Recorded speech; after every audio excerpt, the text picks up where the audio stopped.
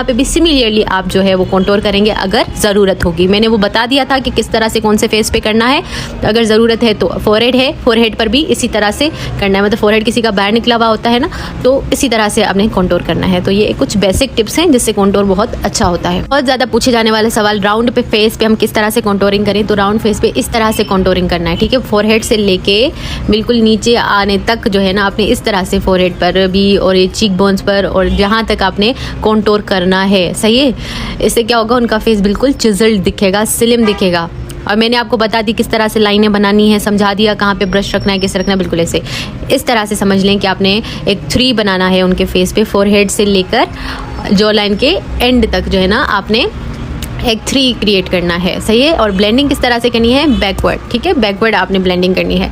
और jaw line पे भी आपने आकर अपना कंटूर करना है। मैं आपको दूंगी, अगर आप चाहते हो कि किसी का चेहरा बहुत छोटा छोटा पतला सा, वो थोड़ा सा मोटा मोटा दिखे, तो आप कंटूरिंग किस तरह से करेंगी, जैसे मैंने बताया कान के स्टार्ट से लेके आप जो है ना पूरे गालों तक, ठीक है, जिस तरह के इनकी कंटूरिंग हुई है ना, बिल्कुल नाक के करीब तक जो है आप उनका कंटूर वाला शेड लेकर जाओगे।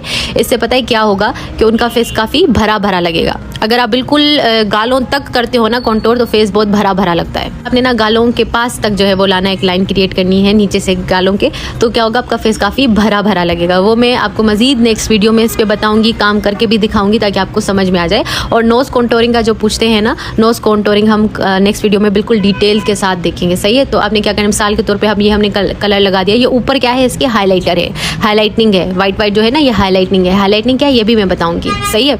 और हमारे नोट में जो है ना 2 चीज़ें रहती हैं, एक स्कल्पटिंग और दूसरा हाईलाइटनिंग। अब ये स्कल्पटिंग और हाईलाइटनिंग क्या है, आपने अगर पहली दफ़ा सुना है तो डोंट वरी, ये कोई बला नहीं है, बहुत ही इजी चीज़ें हैं, आपको समझ आ जाएंगी। बेसिकली हाईलाइटनिंग नाम से ही वाज़ह है कि किसी चीज़ को हाईलाइट करना है। स्कल्प्ट मतलब किसी चीज़ को बिल्कुल एक शेप में लाना है, ठीक है। अब स्कल्पटिंग क्या है, स्कल्पटिंग जो होती है ना, कंटूर बिफोर बेस, बेस लगाने से पहले कंटूर करना। कंटूर किस चीज़ से करना, क्रीम कंटूर के साथ। क्रीम कंटूर आपने सुना होगा ना, अक्सर आपने देखा होगा लड़कियों को वो कंटूरिंग क्रीम वाली लगाती हैं, फिर उसके ऊपर बेस लगाती हैं, तो इसी चीज़ को कहते हैं स्कल्पटिंग।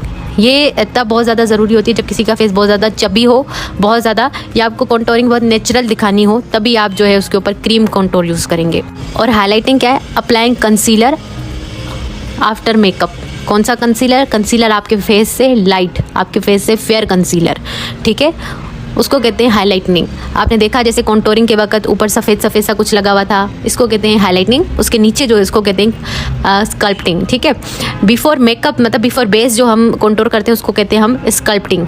और उसके बाद जो हम कंसीलर मेकअप के बाद अप्लाई करते हैं, इस तरह से बहुत वाइट वाइट का कंसीलर होता है अंडर आइज़ पे, टी जोन एरिया पे, आपको जो मैंने समझाया था वहाँ पे, इसको हम कहते हैं हाईलाइटनिंग, ठीक है। आपको बात आएगी, समझ आ गई होगी कि इसको कहते हैं हाईलाइटनिंग। अब ये आप देख सकते हो मेरे पास है कंटूरिंग क्रीम।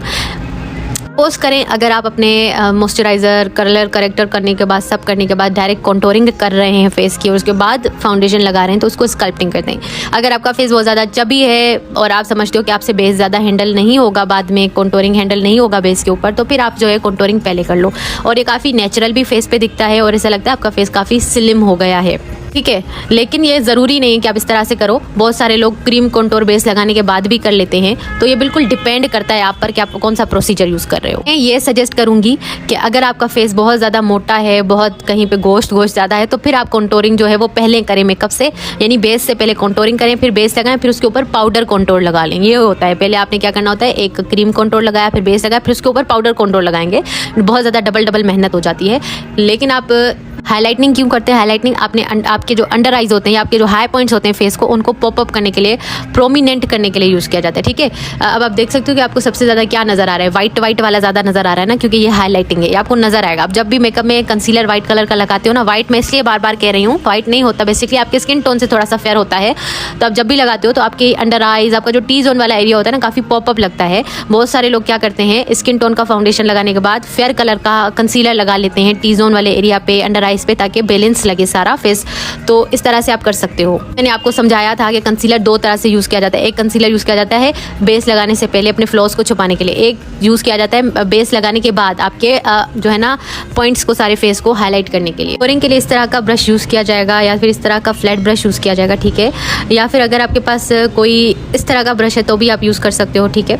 बाकी मजीद ब्रशेज़ वाले क्लास में इस चीज़ को डिस्कस करेंगे ताकि आपको डीपली समझ आए कि कौन सा ब्रश हमने यूज़ करना है। अगर आपके पास इस तरह का ब्लश ऑन वाला ब्रश है ना, तो आप सिंपली उसको जो है ना इस तरह से पकड़ के, ठीक है, इस तरह से पकड़ें और अपना जो भी आपका कंटूर का पाउडर है उसको लगाएं और फेस पे अप्लाई कर लें। जिस तरह से मैंने पकड़ा हुआ है बिल्कुल इस तरह से आप अप्लाई करेंगे, ठीक है। अब मैं थोड़ा सा बता दूं आपको, स्कल्पटिंग जो है कंटूर जो है ना बेस लगाने से पहले को कहते हैं, और हाईलाइटिंग जो होता है ना, कोई फेयर कलर का कंसीलर, आपके स्किन टोन से फेयर कलर का कंसीलर अपने अंडर आइज पे, टी जोन वाले एरिया पे लगाने को कहते हैं हाईलाइटिंग, ठीक है।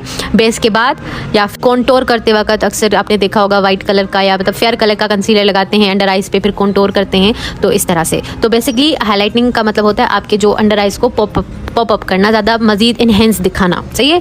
अक्सर लोग क्या करते हैं कि वो थोड़ा सा स्किन टोन से मैच ही फाउंडेशन लेते हैं और कंसीलर थोड़ा फेयर ले लेते हैं हाईलाइटिंग के लिए, इसको कहते हैं हाईलाइटिंग। आई होप आपको हो गया होगा वाज़ेह। आपको अपना कॉन्सेप्ट क्लियर रखना है कि जो कंसीलर हम बेस लगाने से पहले लगाते हैं वो अपने फ्लॉज को छुपाने के लिए लगाते हैं, और जो कंसीलर फेयर कलर का लगाते हैं वो अपने जो टी जोन है और अंडर आइजन को हाईलाइट करने के लिए, मजीद वाज़ेह करने के लिए लगाते हैं, बहुत जैसे पॉप अप दिखें। अब बात करते हैं कि आपको कौन सा प्रोडक्ट यूज़ करना चाहिए। देखिए पाउडर जो होता है ना वो काफ़ी सेफ गेम होता है, पाउडर सेफ है, लेकिन जो क्रीम कंटूर है वो थोड़ा सा ट्रिकी होता है और नेचुरल लगता है और लॉन्ग लास्टिंग भी होता है। जबकि पाउडर जो कंटूर होता है वो ज़्यादा लॉन्ग लास्टिंग नहीं होता, लेकिन ज़्यादातर पाउडर्स ही यूज़ किए जाते हैं क्योंकि काफ़ी सेफ गेम होती है, और पाउडर वगैरह लगाने के बाद सेटल किया जा सकता है। लेकिन जो क्रीम कंटूर होता है ना, ऐसे समझ लें वो बेस की तरह ही होता है कि अब लग गया तो बस लग गया, उसको बहुत ज़्यादा फिर सही करने के चक्करों में काफ़ी गड़बड़ हो जाती है। तो अगर आपको लगता है कि ओके हो जाएगा तो फिर आप क्रीम कंटूर यूज़ करें, वो काफ़ी नेचुरल भी लगता है और दूसरा लॉन्ग लास्टिंग भी वो बहुत ज़्यादा होता है बनिस्बत पाउडर कंटूर के। ये जो होता है ना हाईलाइटिंग का कलर इस तरह से होता है, सही है, और ये वाला होता है जी कलर करेक्टर या कंसीलर का शेड इस जैसा होता है, और वो होता है हाईलाइटिंग का शेड आपके फेस से फेयर। अगर आप एज ए बिगिनर काम कर रहे हो इस फील्ड में तो आप कंटूर पाउडर वाला यूज़ करें, काफ़ी सेफ रहेगा आपके लिए। बाकी आप ये सब आप पर डिपेंड करता है कि आप कौन सा मेथड यूज़ कर रहे हैं।